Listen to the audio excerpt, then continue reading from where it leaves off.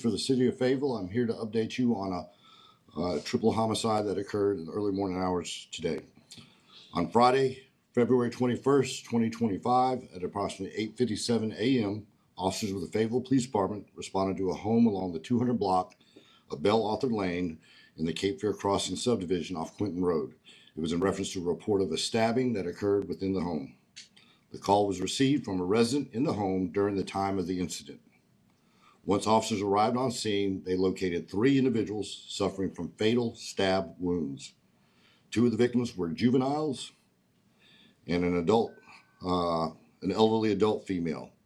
An adult male suspect was taken in custody at the scene.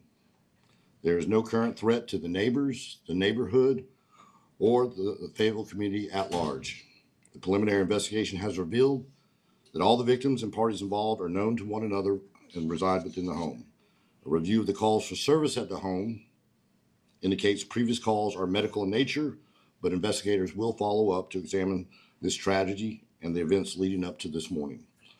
While I'm unable to discuss any further details of the investigation, this tragic incident that affects our entire community and the wellness of our first responders, as it pertains to juveniles, there will be no additional information provided on their identification. Our victim advocate, along with the Phoenix Center, are working closely with the family and has been impacted by this tragedy, as well as our peer support group for the first responders. At this time, I'll attempt to answer any questions with the limited information I'm able to provide. Were police able to find a murder weapon on the scene? Again, I have no indication, but they were able to get there, locate the victims and the suspect. Is the victim and the suspects, are they all related to each other, or what's the relationship between them? We know that they all reside in the home. I don't know the exact relationships of each and every of the parties involved at this time, but they all do reside in the home. It appears that they're potentially related. Is it a group home kind of thing, or do we know? It's all family related. Were there any individuals that survived or hospitalized that witnessed the stabbing? Yes, there were multiple people inside the residence at the time. There were survivors and witnesses to the incident. How many total in the home, do you know? I don't have that information right now. Chief, how are your folks doing? Because I can't imagine going to a scene like that. So right now we have the initial responding officers are speaking with our peer support groups downstairs. We'll evaluate that as it goes on, but you know, officers respond to incidents like this on a regular basis. We have programs within our department to ensure, or as well as we can, that we protect the mental health of our police officers and first responders.